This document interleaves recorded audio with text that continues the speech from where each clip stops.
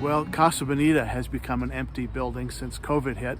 I used to work here as a teenager and loved this place. Maybe they'll reopen it again someday. Do you ever feel like you're going through the motions when it comes to your spiritual life? Well, that's how it had become at the temple where the Jews were worshiping back in the time of Jesus. There were actually two temples in the history of the Jewish nation. The second one, after the first was torn down, was built by Ezra and Nehemiah as they rebuilt the city. This was the temple that existed in the time of Jesus, although it had undergone some significant renovations. In many ways, it had gone from a place of worship to like a Disneyland attraction. You had to change your money with the money changers and paying a stiff fee in order to bring clean money into the temple. Worship for the nations had become a place of commerce and tourism.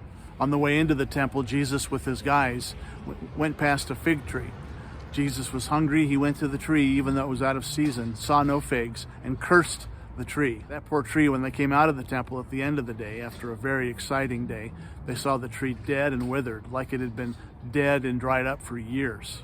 It was a metaphor of what had become of the place of worship for God and for the entire world. But our worship is not intended to be a tourist attraction. Our worship is intended to be a place of interaction with God. The beautiful New Testament metaphor is that we are now the temples. We are moving, roving, walking temples of the living God.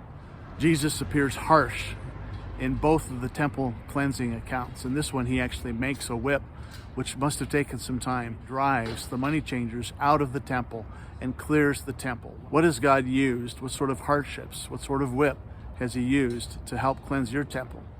Do you feel like that little fig tree, dried up and dead for years? Well, the good news is Jesus has come to bring life back to you, his living temple. Help me to see the light as I lie down, embrace the night.